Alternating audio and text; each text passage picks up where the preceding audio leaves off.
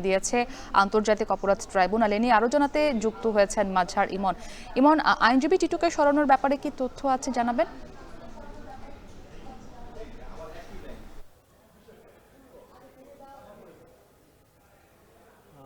মুক্তি যেটি বলছিলেন যে আদালত অবমাননার যেই মামলায় সাবেক প্রধানমন্ত্রী শেখ হাসিনা তিনি কিন্তু পলাতক রয়েছেন এবং সেই মামলাটি আজকে শুনানি হওয়ার কথা ছিল। সেই তার পক্ষে যে রাষ্ট্র কর্তৃক যে আইনজীবী ছিলেন আব্দুল গনি টিটু তাকে কিন্তু আদালত সরিয়ে দিয়েছেন। আমরা যেটি দেখেছি যে শুনানি শুরু হওয়ার পূর্বেই আদালত মূলত যে আব্দুল গনি টিটুর বিভিন্ন কার্যক্রম নিয়ে নৈতিকভাবে প্রশ্ন ওঠায় বিভিন্ন পর্যায়ে। বিশেষ করে উনি 5 আগস্ট 2025 অর্থাৎ সরকার পতনের সময় তিনি তার সামাজিক যোগাযোগ মাধ্যমে পোস্ট করেছিলেন এবং সার্বিক বিভিন্ন বিষয় এবং নানান সময়ে বিভিন্ন তার কার্যক্রম নিয়ে নৈতিকভাবে প্রশ্ন ওঠে। আদালত কিন্তু তাকে সরিয়ে দিয়েছে। আব্দুল গনি টিটুকে মূলত যেটি বলছিলাম যে শেখ হাসিনার যে আদালত অবমাননার মামলা, সেই মামলায় তাকে রাষ্ট্র কর্তৃক আইনজীবী নিয়োগ দেওয়া হয়েছিল এবং পরবর্তীতে হয়তো নতুন কাউকে নিয়োগ দেওয়া হবে। এখন পর্যন্ত যেই সবশেষ যেই তথ্য রয়েছে আমাদের কাছে, কিছুক্ষণ আগেই মূলত শুনানি কার্যক্রম শুরু হওয়ার পূর্বেই তাকে আদালত সরিয়ে দেয় এবং তিনি আদালতে আমরা যেটি দেখেছি যে শুনানি শুরু হওয়ার পূর্বে তিনি তার অবস্থান থেকে তার যে অবস্থান অর্থাৎ শুনানি কার্যক্রম তিনি চালিয়ে যাওয়ার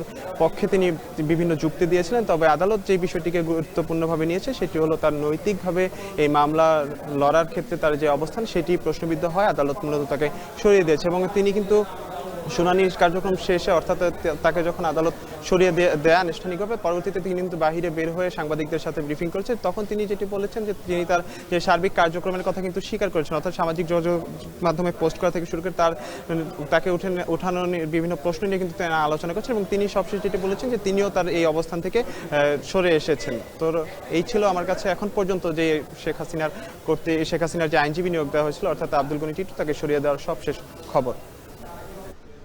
আন্তর্জাতিক অপরাধ ট্রাইব্যুনাল থেকে যুক্ত ছিলেন সহকর্মী মাজহার ইমন।